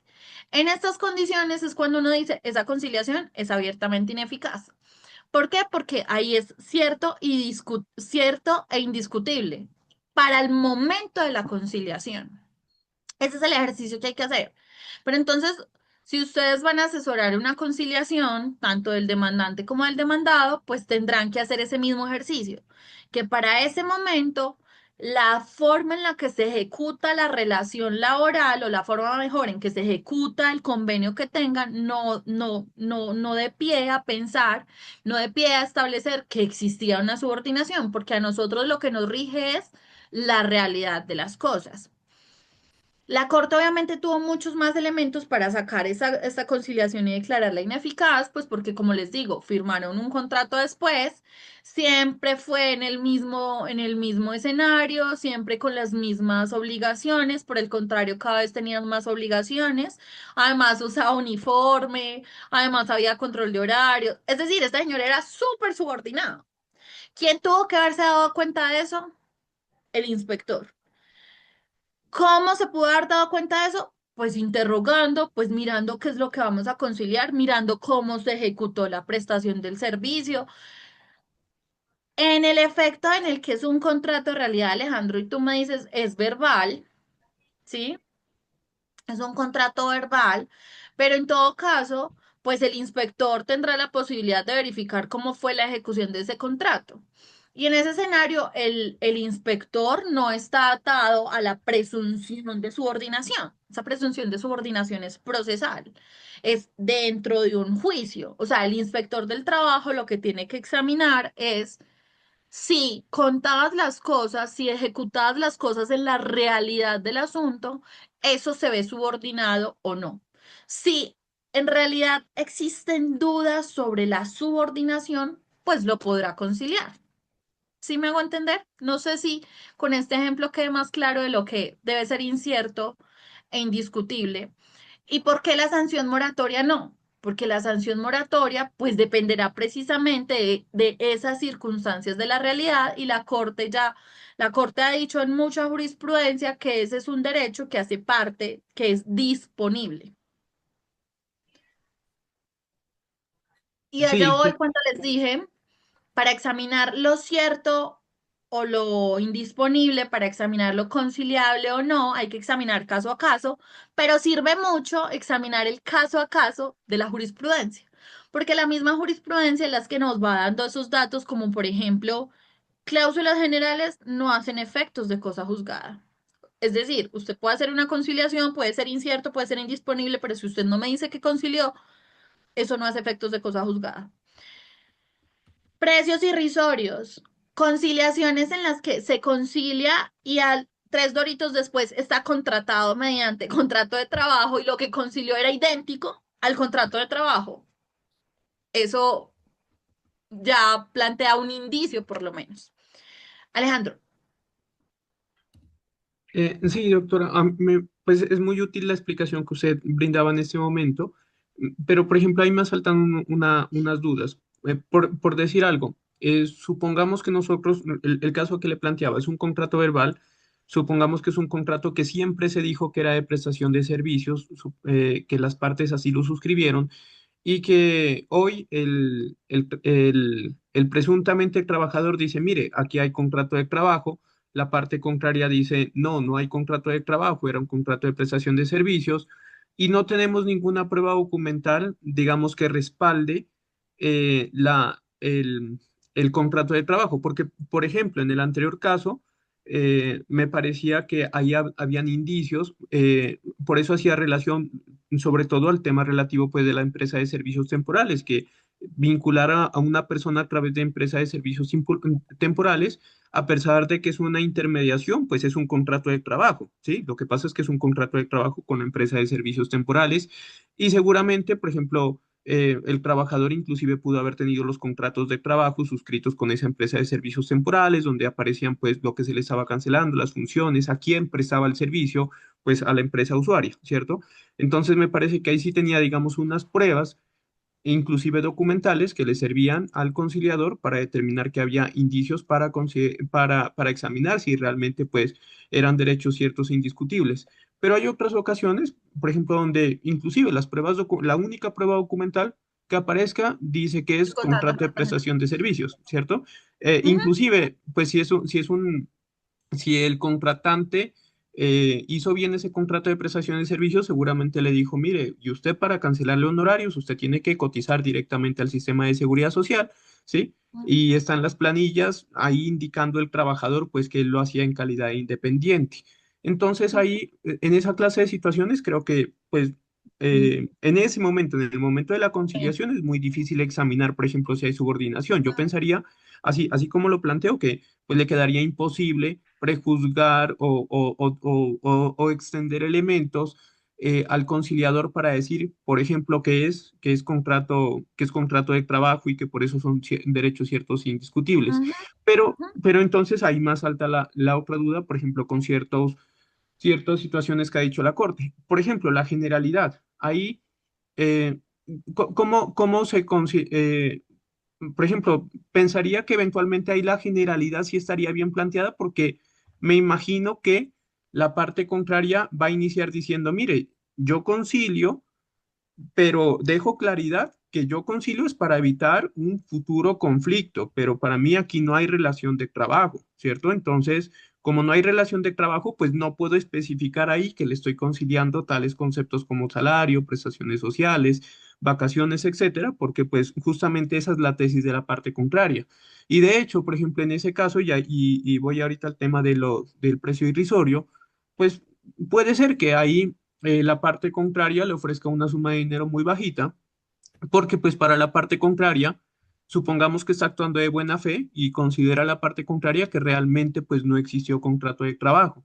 Entonces ahí, digamos, tendría riesgo esa conciliación, porque ciertamente, por ejemplo, siguen siendo cláusulas generales y se podría decir, supongamos que le ofreció 50.000, 100.000 pesos por una relación que viene de 5 años, ¿cierto? Entonces uno podría pensar que es irrisoria, pero pues si nos ponemos del lado del empleador o del presunto empleador, pues también si este está diciendo, para mí no hay contrato de trabajo, pues en la práctica yo pienso es que no le adeudo nada, ¿cierto? Y como no le adeudo nada, pues yo les doy estos 100.000 pesos, tal vez es como para evitar que un conflicto mayor y que de una vez aquí solucionemos todos y hasta para no exponerme a un riesgo. Entonces, no sé ujú. si ahí, doctora, por ejemplo, se podría hablar de, de si sería o no sería válida esta conciliación, porque yo miro que la Corte Suprema de Justicia, claro, ha hecho unos exámenes que van más allá de lo que antes uno entendía como los requisitos de validez de la conciliación, ¿cierto? O sea, pues la capacidad de las partes, el objeto lícito, la causa lícita y el consentimiento libre de vicios y que sean ciertos e indiscutibles, pero ya tenemos, por ejemplo, temas relacionados como las cláusulas generales, que claro, eso va atado al objeto lícito, pero, por ejemplo, el precio irrisorio, ¿no? Que antes, digamos, no se hablaba, sino pues a partir de los últimos años que la Corte pues ha establecido como estos requisitos. Sí. Es, es- es decir, así como tú lo dices, como que llegan y, ay, no, es un contrato de prestación de servicios, siempre fue un contrato de prestación de servicios y no dicen nada más, o sea, guardan silencio, no hay nada más, no hay nada más, no hay nada más. Pues uno diría, tú tienes razón, o sea, ¿qué va a hacer el conciliador? O sea, ahí es incierto y discutible. Pero el punto es que, como el conciliador en materia laboral no es un convidado ahí que esté escuchando y simplemente para aprobar un acuerdo cualquiera que sea, es que el conciliador es el garante. Entonces, el conciliador lo que tendría que hacer en ese escenario es, ¿por cuánto tiempo? Quítale tú a este ejemplo, perdóname, yo lo paso. Quítale tú a este ejemplo que haya una empresa de servicios temporales y que los contratos de prestación de servicios estén ahí por escrito. Piensa tú que es un contrato de prestación de servicios, que es un contrato verbal desde el 2005 hasta el 2014. Piensa tú que es un contrato de prestación de servicios desde el 2005 hasta el 2014. Y que van y dicen, mire, yo hay un contrato realidad, el otro dice, no, no es un contrato realidad, siempre fue contrato de prestación de servicios. Entre nosotros acordamos y eso, él pagaba la seguridad social. Quítale a este mismo ejemplo esos elementos. Pero piensa tú que tenemos un conciliador que le preguntó cómo se ejecutó la relación, cómo se ejecutó ese contrato de prestación de servicios. ¿Se ejecutó en el lugar del empleador? Él le daba las herramientas, usted tenía uniforme, tenía carnet, tenía identificación. ¿Qué hacía usted cuando necesitaba un permiso? O sea, cuénteme cómo era la prestación de ese servicio. ¿Usted qué hacía en la empresa? ¿Cuáles eran sus funciones? ¿Usted tenía jefe? ¿Usted tenía que pedir permisos? Si me hago entender, no va a haber una conciliación en la que lleguen las partes y digan, no, esto era un contrato de prestación de servicios y el otro diga, no, no era, y el otro diga, sí, sí era. Y ya, Doc, no, mire, yo trabajaba doctor, para esta empresa es de servicios públicos, yo me dedicaba a tal, en ese cargo tenía tales funciones, yo creo que esto es un contrato de trabajo porque yo trabajaba en igualdad de condiciones que los otros trabajadores directos, de hecho, yo tenía una identificación, tenía un uniforme y a mí me exigían cumplimiento de horario, ¿sí? Entonces, ahí uno dice, va muy ligado a lo que el conciliador pueda tener como información en ese momento y obviamente Alejandro a los elementos que cada una de las partes le pueda llevar al conciliador, porque es que el conciliador también puede tener esas pruebas. O sea, como tú lo planteas y me dices, no, un contrato de prestación de servicios, no, un contrato verbal y no hay nada más, pues no hay nada más. O sea, pero lo cierto es que la realidad de las cosas siempre muestra otra cosa. Y el problema doctora, es que en el laboral, regálame un segundito, ya, ya, y el perdón. problema es que en el escenario jurisdiccional, pues lo que se van a encargar de probar es cuál era la realidad para ese momento. No si el inspector la conoció o no, sino si esa realidad estaba en ese momento, ¿sí? Sí, sí, sí entiendo, doctora. Y le iba a hacer una pregunta al respecto de lo que mencionaba.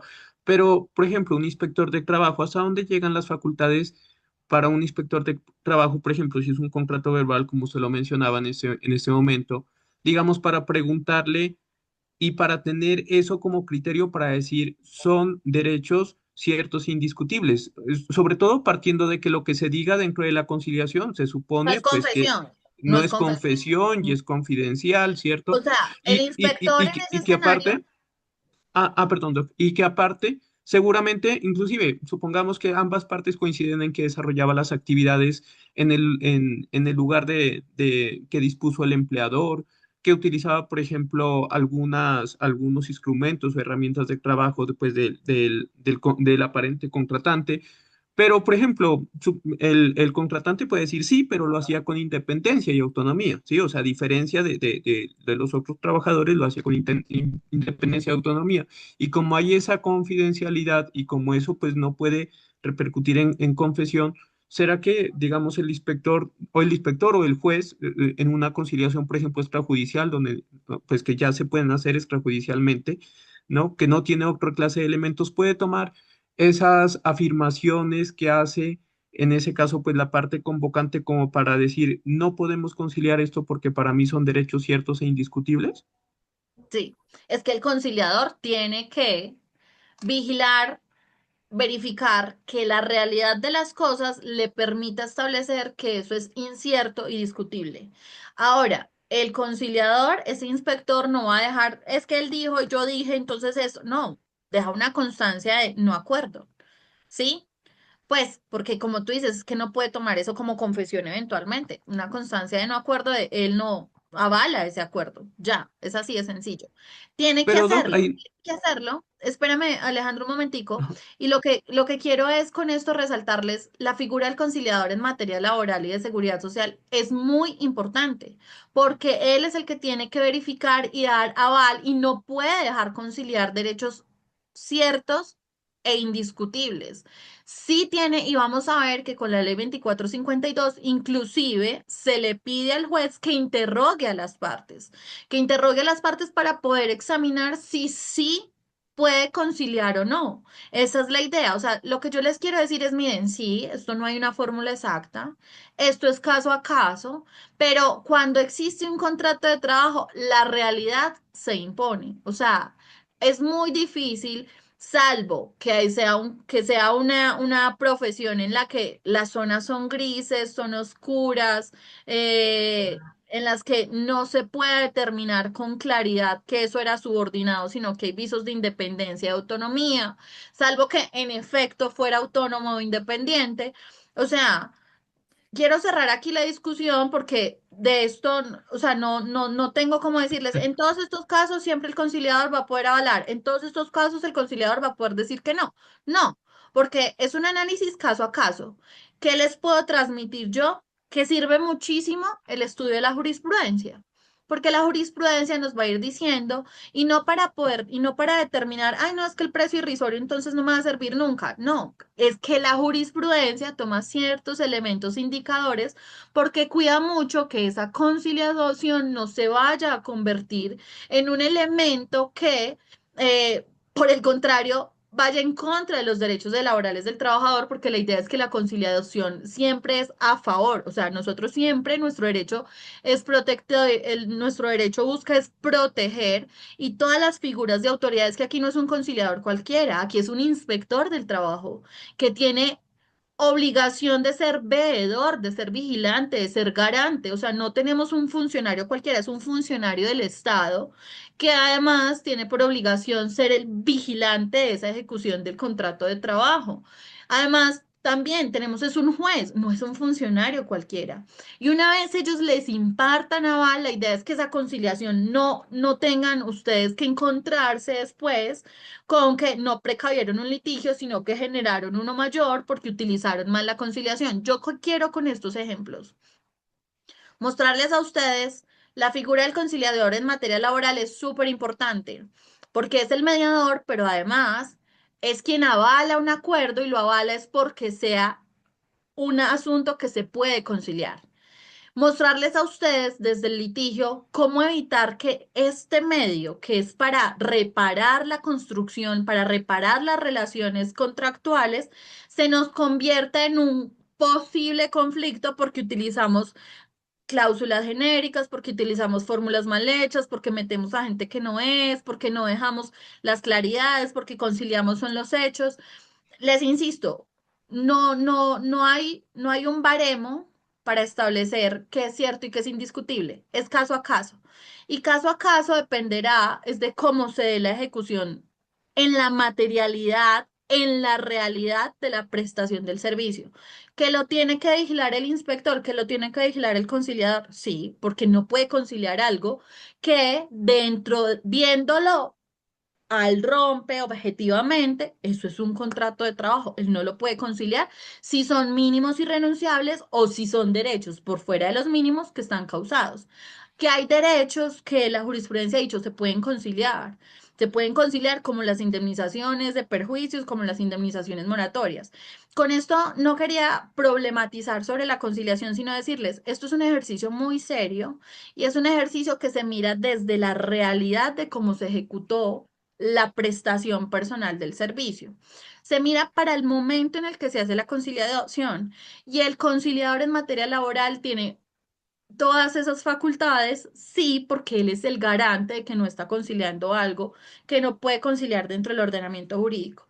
Estos casos son para mostrarles qué es lo que no deberían hacer en el litigio, porque deberían irse preparados para afrontar eso. No, mire, es que en verdad, aquí, por ejemplo, es un contrato de trabajo. Lo que estamos negociando es un crédito que tiene visos de que es remuneratorio, pero también tiene visos de que no. O sea, el trabajador dice que es una comisión, yo digo que es un pago por transporte, por viáticos que no, la parte que no hace parte del salario. O sea, en esos escenarios es un mínimo, pero hay un conflicto y la realidad me dice, sí, hay dudas sobre la existencia de ese derecho. ¿Cuándo no se va a conciliar? Cuando la realidad es tan aplastante que no hay duda de la existencia de ese derecho, no se va a poder conciliar. Y si a pesar de todo se concilia, pues la jurisdicción podrá declarar ineficaz ese acto de conciliación que, como tú me dices, hasta dónde puede ir el inspector, lo puede hacer. Tanto que hoy en la 2452 vamos a ver que es obligación del juez interrogar para verificar si ese derecho es cierto e indiscutible. Yo no sé, yo quiero cerrar ahí como un poco la discusión porque no les tengo las respuestas sobre en estos sí, en estos no, en estos sí, en estos no. Ese caso de la SL 4657-2021 me parece como es que era evidente que para ese momento ese trabajo que ejecutaba él era subordinado y eso no se podía conciliar.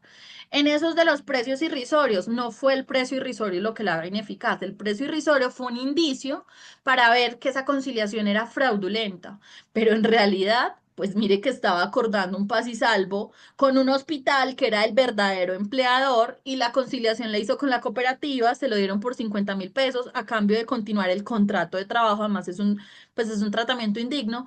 Y lo que en últimas, ¿cuál es la razón de derecho? Es que no había cómo establecer cuáles eran los derechos que estaban ahí conciliados.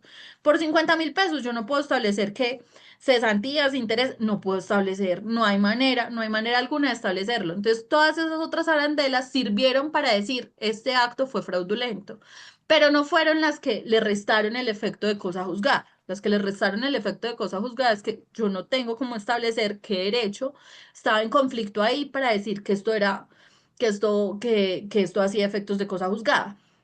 Eh, Le voy a dar el uso de la palabra a Lisandro y después a Edier. Edier, una intervención muy chiquita porque pues no se puede volver esto como una solución caso a caso porque les insisto, estos son ejemplos de lo que ustedes encuentran en la jurisprudencia, pero ejemplos de la realidad de cómo podríamos entonces desde el litigio, desde la asesoría, pues dar una asesoría verdadera que me permita utilizar la conciliación como un método para precaver y no como un método que me va a volver esto un poco más conflictivo.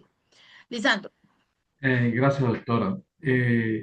Como usted lo dice y lo expresa muy bien, el tema de la conciliación es bastante complejo. Y quería preguntar y quería, digamos, que si el conciliador, digamos, está en la obligación también de ir más allá de lo que aparentemente se pueda ver en la situación como se puede presentar aquí en el litigio, de conocer, digamos, la información financiera de la empresa para ver si la empresa está en la capacidad de cubrir, digamos, lo que se considera cierto y no discutible, los derechos de orden laboral, porque puede pasar que la valoración de esos derechos, digamos, superen la capacidad financiera de la empresa o del empleador.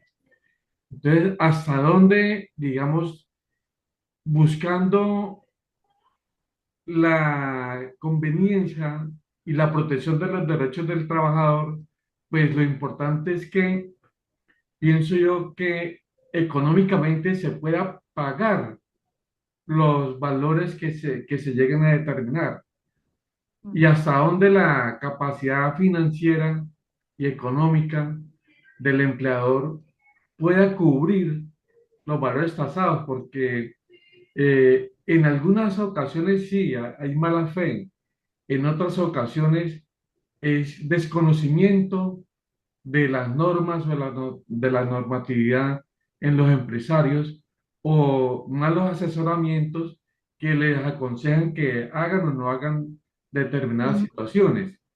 Entonces, me preguntaba si la función del conciliador podrá ir hasta más allá para conocer ese otro aspecto también, buscando favorecer el beneficio del empleado. Ok, Lisandro, no. O sea, el conciliador tiene que tomar la decisión con lo que tenga en ese momento, con lo que las partes, con lo que pueda establecer de la ejecución del contrato y de las pruebas que le trajeron en esas partes. Pero de ahí a establecer que yo miro que es que a él no le va a alcanzar para pagar y como no le va a Correcto. alcanzar para pagar, entonces me bajo de los mínimos, no. No, de los mínimos no, pero pues Exacto. El sí. punto es el mínimo. O sea, Ajá, sí. aun cuando el empleador no pueda pagar, pero yo estoy en un mínimo, yo no me puedo bajar de los mínimos que porque el empleador no puede pagar, ¿sí?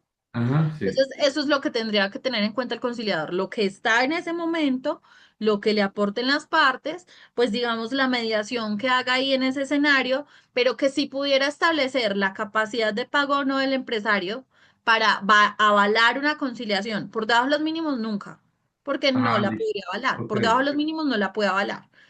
Ajá, Ya eso ya es pues como un tema de que el sí. demandante diga, no, pero es que si no lo logro esto ya no lo voy a lograr, no voy a Ajá. lograr, porque después ya se va a desaparecer y le muestren, mire, es que ya no hay recursos económicos, eso es una cosa que ya sucede ahí en la conciliación, pero que el conciliador lo pueda tener en consideración para conciliar algo por debajo de los mínimos, no.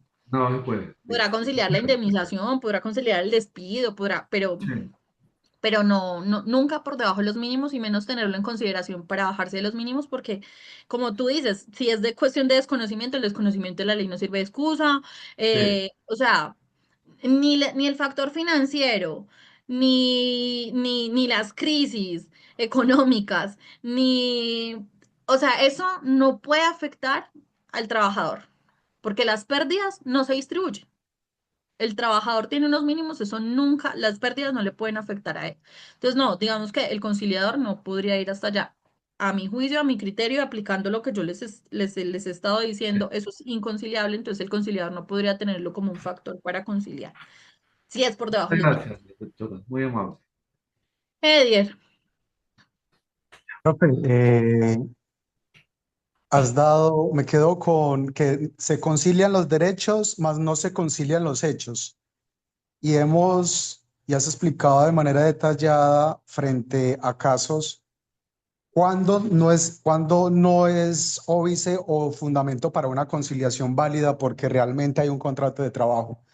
Pero en este caso, profe, en los casos en que sí hay una conciliación y sí hay reconocimiento de un contrato de trabajo, ¿cuáles son los requisitos que debe de tener esa conciliación? ¿Debe tener por cada prestación social un determinado valor? Es decir, tanto por cesantías, tanto por vacaciones, tanto por primas, tanto por intereses a la cesantía. ¿Se concilia la indemnización moratoria del 99 de ley 50 del 90 por tanto? ¿Se ¿cuál? consigna indemnización moratoria por adeudar salarios y prestaciones sociales del 65 por tanto? ¿No se concilia las cotizaciones al sistema de seguridad social por ser, etcétera, etcétera? Ajá, Quisiera así, saber tal su cual. punto de vista. Y lo segundo, profe, es cuando decías lo de la retribución, que si era comisión por el servicio prestado, decía el trabajador, y el otro decía, no, eso no es por comisión del servicio prestado. Es decir, frente a eso, tú avalarías la conciliación, pero teniendo en cuenta, profe, que es el empleador el que debe demostrar la destinación específica diferente a que no se enriqueció el patrimonio del trabajador, que no era para él. Entonces ahí tú te aventarías a avalar algo que es el empleador el de la carga de la prueba, de decir que no, el trabajador solo tiene la potestad de decir, es, es que me pagaron esto, ya el empleador debe demostrar lo otro. Ujú. Sí, sí, porque o sea, en el plano del conciliador, en ese momento, ahí ese conciliador, pues ese conciliador, en ese escenario, lo que él tiene que mirar es si con esos elementos es incierto y discutible. Él no puede estar aplicando carga de la prueba, él no puede estar aplicando presunciones probatorias, eso es del juez, y es del juez en el proceso. ¿Sí? Entonces, porque piensa tú, entonces me llegan con un contrato a realidad como conciliador, entonces nunca lo puedo conciliar, porque si yo tengo la prestación personal, pues lo presumo subordinado. Yo conciliador no estoy, no puedo aplicar esas reglas a la conciliación. Eso sería judicializar la conciliación y eso no es la conciliación.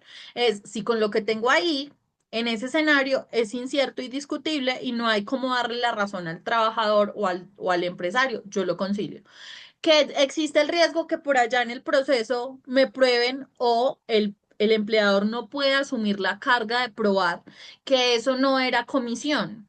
Eso es un riesgo jurisdiccional, ya, es decir, ya es posterior a la conciliación, pero como conciliador yo no puedo aplicar carga de la prueba, no puedo aplicar presunciones, yo concilio y medio con lo que hay ahí. Entonces, por eso el llamado de atención a quienes son abogados, a quienes son asesores, a quienes son consultores, es cómo se va a manejar la conciliación si lo que hay que examinar es lo que hay ahí. Entonces, si yo me voy a pedir una conciliación como trabajador, pues tampoco bastará con que anuncie, sino que yo voy a demostrar la habitualidad en el pago, les voy a decir que siempre me lo pagaban, les voy a echar el cuento y ya el empresario pues también hará lo propio, ¿sí me hago entender? Pero no, en el escenario de la conciliación no estamos jugando con ejercicios de carga de la prueba o de presunciones o Entonces, de si se le echa el cuento, buena si se le echa el asistencia. cuento, todo el cuento, profe, usted no avalaría si se le echa todo el cuento completico. Es Pues si se decir, me echa todo el cuento y me trae las pruebas, porque pues que era habitual. Pero recuerde que las pruebas las tiene el empleador. no, de la habitualidad las tiene el Ah, de la demandante, o sea, habitualidad, obviamente sí. Claro. Profe, y Exacto. lo O sea, otro. el punto es que les digo, Ajá. yo sé que en Colombia, y yo creo que el doctor Echeverry, si me está escuchando, me dará la razón, en Colombia tenemos una tendencia a judicializar la conciliación.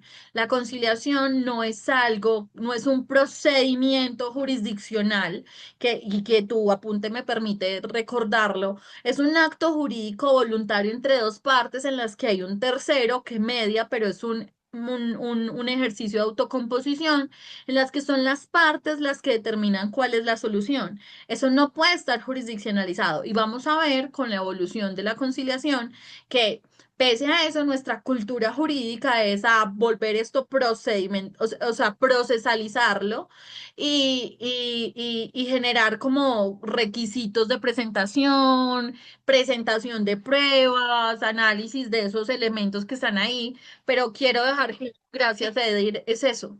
En esa conciliación, a pesar de que ya tenemos unos requisitos como muy rigurosos, esa conciliación nunca va a ser un escenario jurisdiccional.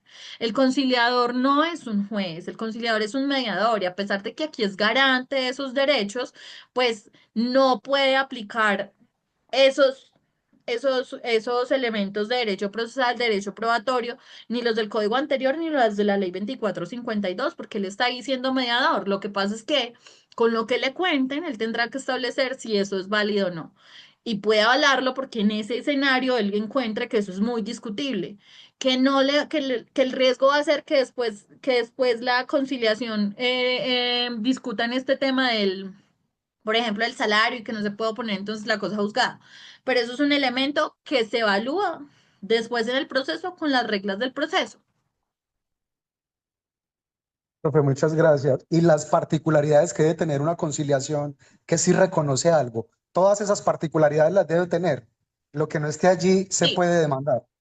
es decir, en la conciliación, para que usted le quede bien hecha, estando la existencia de un contrato de trabajo, usted tiene que decir en cuánto está conciliando cesantías, intereses a las cesantías, todo eso para que le quede con efectos de cosa juzgada. No basta decir paz y salvo por todo concepto, paz y salvo por todos los derechos, no. Porque no habrá cómo identificar el objeto al momento que le opongan la cosa juzgada, que es simplemente una verificación de la triple identidad. O sea, eso es así aquí y en cualquier conciliación. ¿Sí? Muchas gracias, profe. Listo. Entonces son las 7:07. Vamos a dar un recesito hasta las 7:20. ¿Listo?